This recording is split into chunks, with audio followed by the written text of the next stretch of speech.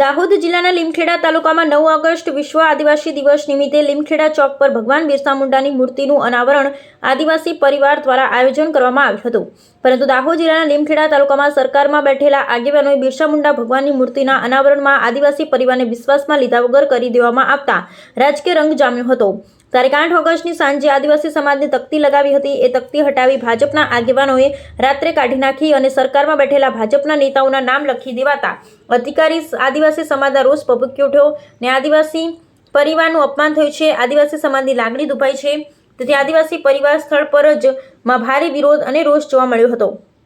એવા આક્ષેપ નરેશભાઈ બારિયાએ તેમજ આદિવાસી પરિવારના લોકોએ કર્યા હતા અને ભગવાન બિરસા મુંડા ચોક ઉપર જ ભાજપના નેતાનો વિરોધ થયો હતો। લાખોની મેદની બિરસા મુંડા ચોક ખાતે બેસી જઈ વિરોધ નોંધાવ્યો હતો, જેની નરેશભાઈ બારિયાની પ્રતિક્રિયા સામે આવી સાંભળો। Reporter Sureshbhai S Makwana, Gujarat bureau chief. આ ગુજરાતમાં અને ભારત દેશમાં યુનો દ્વારા વિશ્વ આદિવાસી દિવસ ઉજવવા માટેની એક અમને આદિવાસીના અમારો દિવસ છે એનો ઉત્સવ ઉજવવા માટેની છૂટ દેશની આખા વિશ્વની આપેલી છે। ત્યારે અમારા આદિવાસી સમાજે તમામ જગ્યાએ આજે 9 ઓગસ્ટે ધામધૂમથી ઉજવીએ છીએ। અમારા સમાજની ઓળખ છે, તમામ સાંસ્કૃતિક પ્રોગ્રામો કરીએ છીએ અને અમારો સમાજ જળ જંગલ જમીનના હક માટે લડે છે।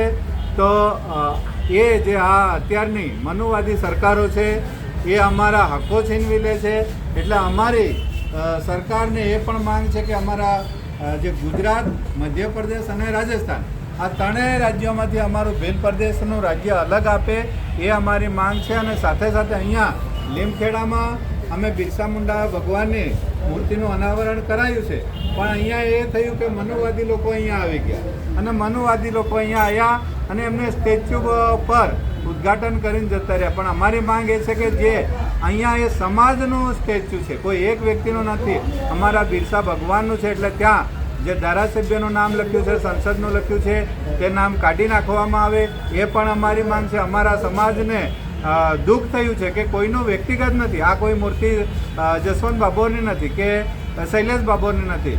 તો સરકારશ્રીને અમારી એ પણ માંગ છે કે આ અમારો સમાજનો પ્રોગ્રામ હતો એને સરકારી ના બનાવે। અમે સરકારના ગુલામ નથી અને સરકારના ગુલામ અમે બનવા પણ નથી માંગતા। અમે આ દેશના મૂળ માલિક છીએ અને માલિક રહેવાના છે, નહીં કે અમે નોકર બનવા માંગીએ છીએ। એટલે અમારા સમાજને નોકર બનવાની જરૂર નથી। તો અહીંયા જે નામ નાખ્યું છે, મનુવાદી લોકોએ જે નામ નાખ્યું છે એ નામ ખરેખર કાઢવામાં આવે એ અમારી માંગ છે। તો આ તો પેલા બોર્ડ ઉપર એમનું સંસદશ્રી જસવંતસિંહ ભાભોર સાહેબ અને એમના છોકરા શૈલેષ બાબુનું નામ છે, એમનો ભાઈ છે શૈલેષ બાબોર। તો એ લોકોએ એવું નક્કી કર્યું છે કે રાત્રે એ લોકોએ આ પ્લાન કર્યો છે। અમારા સમાજની જે તકતી હતી બિરસા મુંડા ભગવાનની અને સમાજવાળાએ જે અનાવરણ કર્યું હતું એ કાઢીને એમનો સરકારી પ્રોગ્રામ અહીંયા હાથીદરા ગ્રાઉન્ડમાં રાખ્યો હતો અને એ લોકો અહીંયા આવીને એમની તકતી ફટાફટ લગાડીને ઉદ્ઘાટન કરી દીધું। એ અમને જરાય પણ માન્ય નથી। સરકારે અને પોલીસે અમને અહીંયા સપોર્ટ આપ્યો નથી। અમે પોલીસવાળાને પણ રજૂઆત કરી, પણ એ લોકોએ પણ અમારું સાંભળ્યું નથી। આ તકતી ખરેખર અહીંયાથી ઉખાડવામાં આવે, અમારા સમાજની તકતી છે એ મૂકવામાં આવે એ અમારી માંગ છે। અહીંયા એ ભાજપવાળાએ અમને આ સ્ટેચ્યુ નહોતા રૂપવા દેતા, તે વખતે અમને જમીન નહોતા આપતા, તો અહીંયા અમે સ્ટેચ્યુ રૂપ્યું। એ અમારો આ જે જિલ્લો છે એ ટ્રાઇબલ એરિયાનો જિલ્લો છે, દાહોદ જિલ્લો એટલે ટ્રાઇબલનો છે, તો ખરેખર અહીંયા મૂળ માલિકનો જે વિસ્તાર છે ત્યાં અમે જે કરવું હોય એ કરી શકીએ। આ સરકારનો પ્રોગ્રામ નથી, એટલે આ નામ નીકળવા જોઈએ। તો આદિવાસી દિવસને તમે કઈ રીતના જોઈ શકો છો? આદિવાસી જે પરંપરાઓ છે, અમારી સંસ્કૃતિ છે અને જોહાર અમારો જે શબ્દ છે એ જોહાર અમે નમન કરીએ છીએ લોકોને કે આ અમારી એક પુરાણી અહીંયા આ તમામ જાતિઓ નથી આવી, હરેક જાતિઓ બહારની છે, વિદેશની છે, ત્યારે અમે એ રીતે જોઈએ છીએ કે અમે અહીંયાના મૂળ માલિક છે। અમારા સાંસ્કૃતિક પ્રોગ્રામ જે જૂના થતા હતા એ રીતે થાય અને સાથે સાથે અમારા માણસોમાં પ્રગતિ થાય, અમારો વિકાસ થાય। પણ અહીંયા મનુવાદી સરકારો બેઠેલી હોવાથી અમારો વિકાસ થતો નથી। અમારા તમામ પ્રકારના ભ્રષ્ટાચારી નાણાં પણ ખવાઈ જાય છે।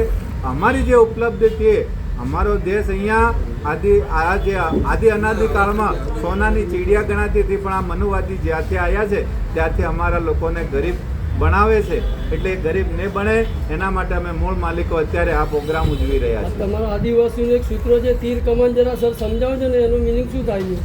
અમારો એ પરંપરા છે. અમે જંગલોમાં રહેવાવાળા માણસો અહીંયા તમે આ બધી જ જગ્યાએ અહીંયાથી આબુથી અંબાજી સુધી ઉંબરગામ સુધી આબુથી ઉંમરગામ સુધીની જે અમારો વિસ્તાર છે તમે દેખી શકો છો કે અમે તીરકામઠા, ખાંડો, બાલા આ તમામ વસ્તુ અમે હથિયાર રાખવાવાળા છે. અમે સિંહ સાથે પણ લડવાવાળા છે, એની સામે વાઘ સામે પણ લડવાવાળા છે. એમની સામે લડીને પણ અમે આ વિસ્તાર જાળવી રાખ્યો છે. આ લોકો અમારી સંસ્કૃતિ નો નામો નિશાન કરવા માંગે છે. અમે મૂળ માલિકો છે તો અમારી સંસ્કૃતિ જીવિત રહેવી જોઈએ અને એમાં સંસ્કૃતિમાં સુધારો વધારો કરીને અમારી પ્રગતિ થવી જોઈએ. એની જગ્યાએ આ લોકો દબાવે છે અને અમારા પ્રોગ્રામો સરકારના એડે કરવા જાય છે. અમે સરકારના ગુલામ નથી. આ એક રેલી છે કે પછી એક જનસેલાબ છે? અત્યારે તમે દેખી શકો છો એમનો જે પ્રોગ્રામ હતો ત્યાં થોડીક સંખ્યા હતી અને અમે જે 1 વાગ્યા પછીનો પ્રોગ્રામ આપ્યો તો સાહેબ તો તમે દેખો હાથીદરાથી માંડીને અહીંયા ચોકડી સુધી અને અમારી સંખ્યા સમાતી નથી. કેટલી પબ્લિક હશે? અંદાજે કેટલી પબ્લિક હશે? અમારી પબ્લિક તો લગભગ 2 લાખ જેટલી હશે અહીંયા. મેં બી જોયું છે મારી રૂબરૂ. તમારા કેમેરા જે ફેરવ્યા હશે એમાં તમને દેખાતી હશે.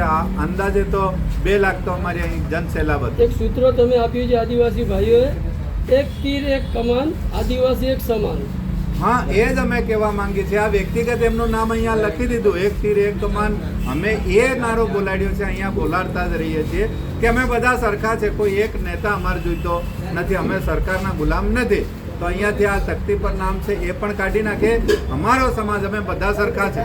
અમારી બહેનો હોય, દીકરીઓ હોય, સ્ત્રીઓ હોય એ પણ અમારા સમાન બને, અમારા પુરુષ સમાન બને એવી અમારી ભાવના છે. તમે દેખી શકો છો અમારા સમાજમાં હર કોઈ માણસ આવે તો એમને પાણી, ચા તમામ આગતા સ્વાગતા કરવામાં આવે છે. એવી બીજા સમાજમાં સાહેબ કરવામાં નથી આવતી. આ ભીલ પ્રદેશની તમે એકલા માંગ કરી રહ્યા છો કે પૂરા આદિવાસી સમાજ? આદિવાસી સમાજ જે પણ આખો એરિયા છે એ તમામ નેતા અને મારી સાથે અમારા આગેવાન ચૈતર વસાવાએ આ મુદ્દો ખાસ ઉઠાવ્યો છે અને અમે ભીલ પ્રદેશની માંગ કરી રહ્યા છે ને એ તો અમે લઈને જ જપવાના છે.